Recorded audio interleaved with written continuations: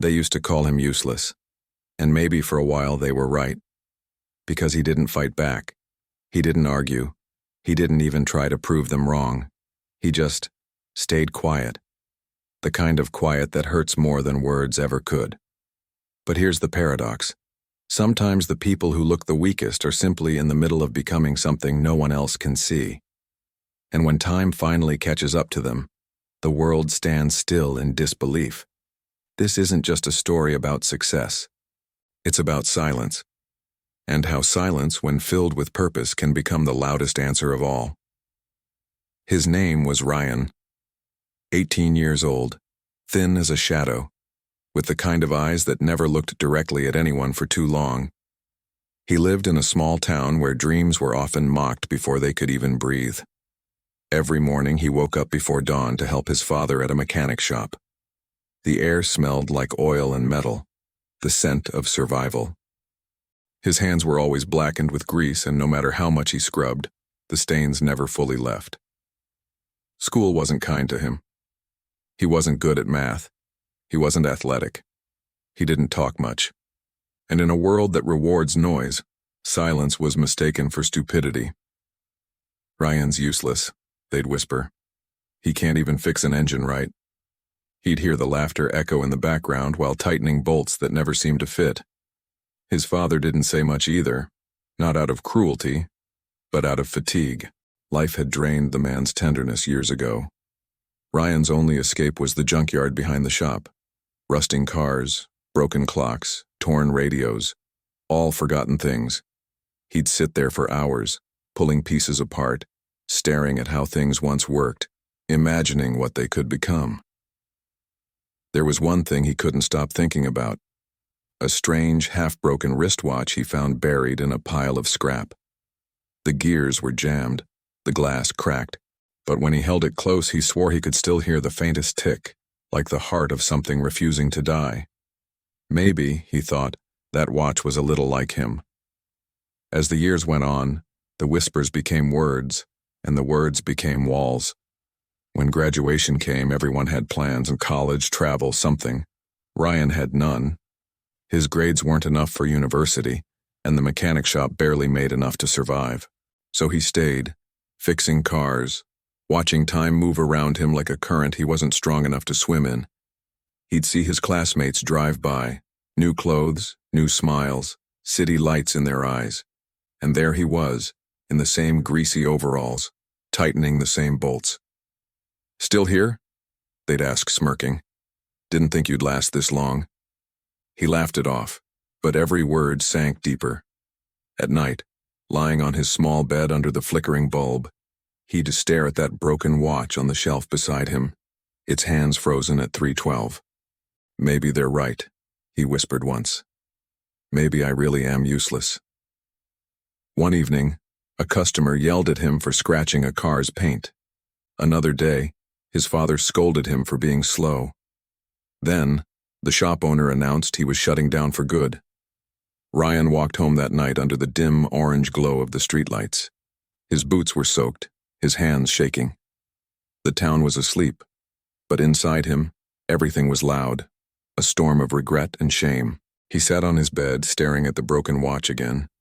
It seemed almost to mock him, stuck in time just like him. And that night, something inside him snapped, not in anger but in surrender. He took the watch apart, every screw, every gear, every spring. And when it was nothing but pieces on his desk, he whispered, "I'll fix you, even if it takes me forever." He didn't know why he said it. Maybe because fixing the watch felt like fixing himself. Days became weeks. Weeks became months. He failed hundreds of times. Springs flew across the room. Gears refused to align. He had no tools, no teacher, no clue. But he had time, and pain. And pain, when focused, becomes precision. One morning, exhausted and half asleep, Ryan noticed something strange. One of the smallest gears in the watch wasn't broken. It was just misplaced. He realigned it carefully, breath held, and for the first time, the watch ticked. The sound was so faint, he almost thought he imagined it. Tick, tick, Tick. And then it stopped. But that 1 second of life, that tiny heartbeat of motion, changed everything. It wasn't about the watch anymore. It was about what that sound represented. Progress. He realized something that day, something most people spend their whole lives ignoring. It's not the world that calls you useless. It's your own belief in that voice. And the moment you start proving yourself to yourself, the noise outside loses power. He began studying, not in school but in silence. Books on physics, engineering, watchmaking, old repair manuals scavenged from junk piles, online videos on borrowed Wi-Fi at midnight. And slowly, the boy everyone ignored became a student of time itself. Years passed.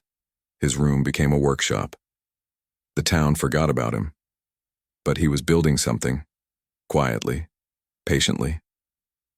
Until one day a local newspaper wrote about a mysterious craftsman who repaired impossible antiques.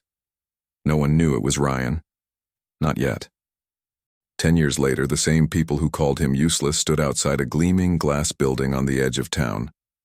Above the entrance, etched in silver letters, were the words, Ryan Horology, the Art of Time. Inside, walls of handcrafted watches shimmered under golden light, each piece unique, gears from old radios, faces from pocket watches, straps from leather jackets. Every creation told a story of rebirth. The first thing visitors noticed wasn't the beauty. It was the sound. Hundreds of watches ticking together, soft, rhythmic, alive. When Ryan walked out to greet them, they didn't recognize him at first. The shy boy was gone. His posture was steady, his gaze calm, his hands, once stained with grease, now moved with the precision of an artist. A reporter asked, "What made you start this?" Ryan smiled and pointed to the glass case behind him.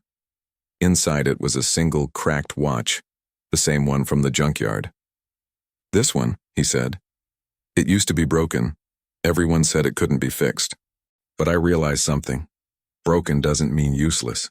It just means unfinished." The room fell silent. And somewhere in that silence, a few people lowered their eyes, remembering the things they once said. But Ryan didn't look at them with bitterness.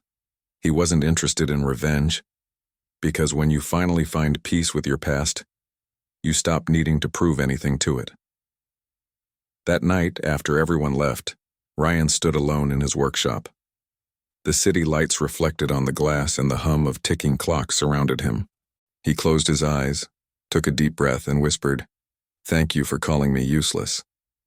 You gave me time to understand what I truly am." People often mistake stillness for failure. But growth is quiet, healing is invisible, and purpose takes time. Ryan's story isn't about being extraordinary. It's about being patient enough to meet the person you could become. 10 years. That's how long it took for the world to notice him. But here's the truth. The transformation didn't take 10 years. It took one decision. The moment he stopped listening to others and started listening to his own heartbeat. If you feel useless right now, remember this. You are not behind. You are becoming. The delay is not denial. It's design. Because sometimes the universe hides your worth until you're strong enough to carry it. So fix your small broken watch. Write that sentence. Start that idea. Do it quietly, stubbornly, lovingly. Because one day, when the world finally looks your way, it won't be shocked by what you've become.